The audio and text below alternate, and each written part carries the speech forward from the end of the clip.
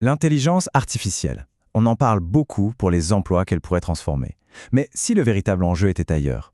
Et si, au fond, elle venait bousculer notre âme, notre définition même de l'humain? Ce grand séisme, eh bien, ça pourrait être une chance inouïe, une chance de redécouvrir qui on est vraiment. Alors posons la question directement. L'IA est-elle une menace pour notre âme? Est-ce que cette technologie, en devenant le miroir de notre intelligence, risque au final de nous vider de notre substance? C'est ce qu'on va essayer de démêler ensemble. Cette analogie, elle est parfaite pour saisir le choc qu'on vit actuellement. L'artisan de la pensée, le philosophe, l'expert, bref celui qu'on appelait le clerc, voit son savoir-faire, qu'il croyait unique, devenir soudainement une production de masse. C'est déstabilisant. Et là, c'est le vertige, un vrai choc narcissique.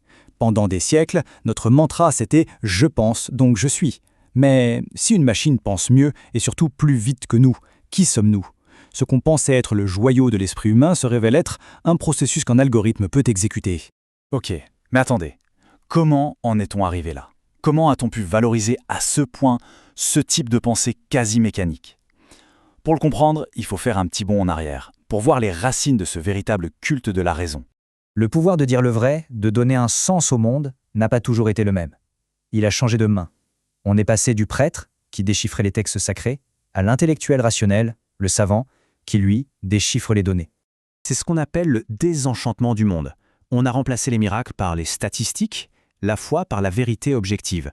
Le savant est devenu une sorte de nouveau prophète, mais d'une religion de l'esprit, où la méthode et les faits sont les nouveaux dogmes. Et c'est là qu'arrive la première fissure dans cette belle armure de la raison. Le philosophe Wittgenstein, bien avant l'IA, nous a prévenu. Cette fameuse raison pure, ce n'est peut-être qu'un jeu de langage hyper sophistiqué. L'intellectuel, en croyant décrire le monde, ne fait peut-être que combiner des mots selon des règles, un peu comme un champion de Scrabbleur. Et si la pensée n'est finalement qu'un jeu de manipulation de symboles? Eh bien, un nouveau joueur absolument imbattable vient de faire son entrée, l'intelligence artificielle, le successeur rêvé pour le trône de l'intellectuel. C'est précisément ce type de pensée qu'on a mis sur un piédestal. Une intelligence froide, logique, qui a bâti le monde moderne en organisant, en classifiant, en optimisant.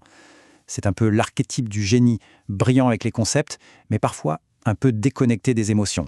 Et là, le constat est brutal, sans appel. La compétence qui a fait notre fierté et notre force pendant des siècles est devenue la spécialité numéro 1 de l'IA.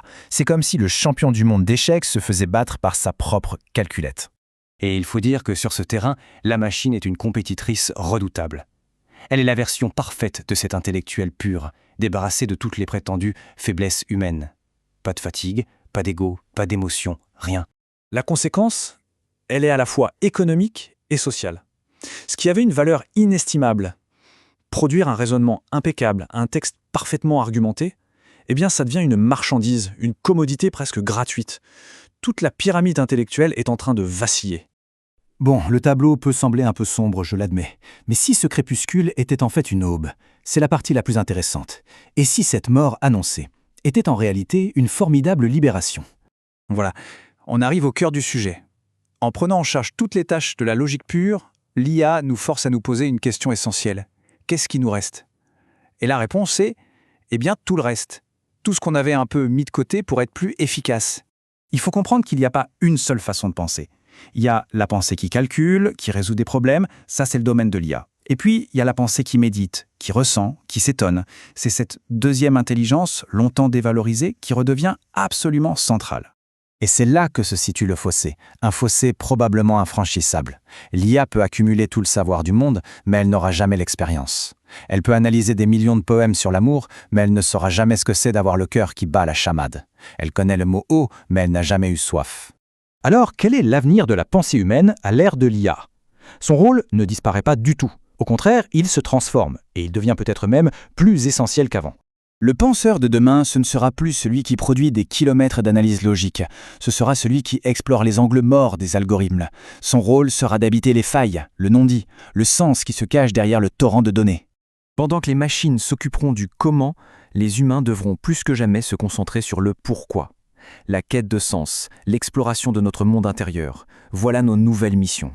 Et c'est en ça que ce moment est une opportunité historique. Ce n'est pas juste une crise technologique, c'est une chance unique de redéfinir ce que ça veut dire être humain, de rééquilibrer enfin la balance en faveur de l'empathie, de la créativité et de l'intuition.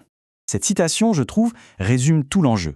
Le miroir de silicium nous force à réaliser que notre véritable trésor n'a jamais vraiment été dans notre cerveau calculateur, mais bien dans notre cœur, dans notre capacité à ressentir le monde. On reste donc avec cette question, une question vertigineuse et pleine d'espoir. En nous libérant de l'obligation de penser comme des machines, l'IA nous offre peut-être le plus beau des cadeaux, la chance de redevenir enfin pleinement et entièrement humain.